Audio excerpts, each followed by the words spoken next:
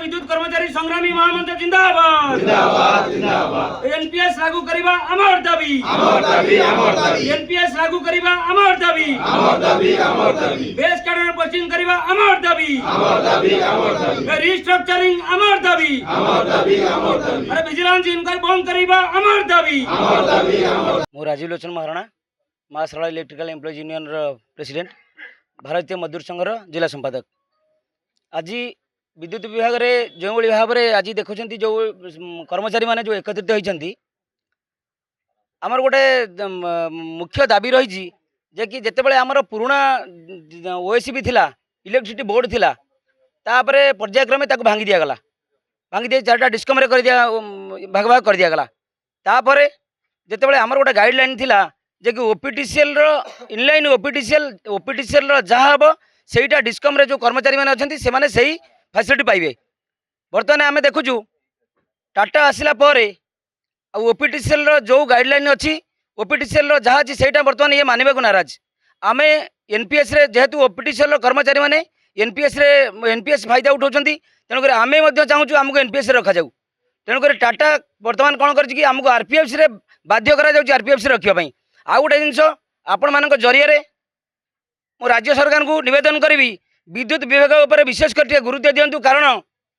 मु आरंभ कही जितेबाला आमर बेस कैडर रे टाटा पोस्टिंग करूना 25 वर्ष पर जितेबाला टाटा कंपनी ये ओडिशा नथिबो सेतेबाला विद्युत विभाग में कौन कर्मचारी नथिबे सरकार बाध्य हेबे सेतेबाला जेकोसी सरकार था सरकार बाध्य हेबे कंपनी पाखे मुंड बिकियापाई मु विशेष करी यही पॉइंट उपर आपण मान जरिए सरकार को निवेदन करी ये पॉइंट उपर गुरुत्व दिंतु आमर रिस्ट्रक्चरिंग बहुत दिन बंद हो रही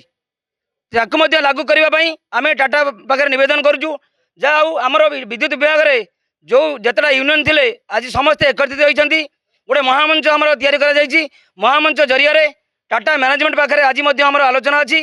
जदि आलोचना विफल हुए आगामी दिन में आम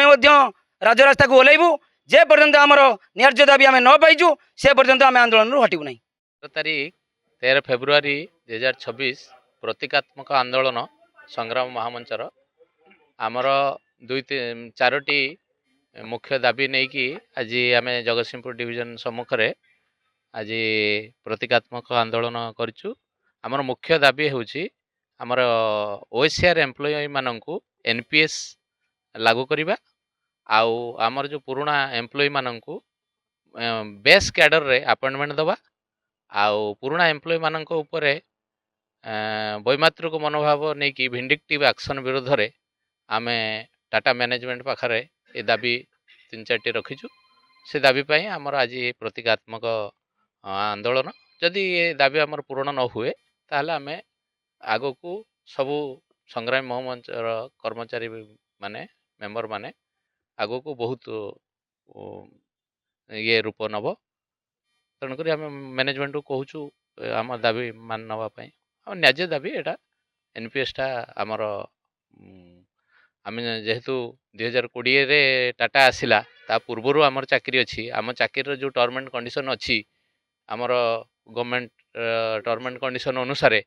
ओएसबी अनुसार बा डिस्कम जो आम जिते जॉब कलु आमर जो टर्म एंड कंडीशन थिला जे सीपीएस बा एनपीएस आमर लागू होबा कथा ताको लागू करने आम दाबी करुचु। टाटा मैनेजमेंट तो 3 वर्ष हम 6 वर्ष हम आसला 2020 रु आसला किंतु आम तो चाकरी कलुनी 15-17 वर्ष है चाकरी कलुनी आमर पुराना स्टाफ भी अच्छा तेणुक आमर एनपीएस लागू होबा निहाते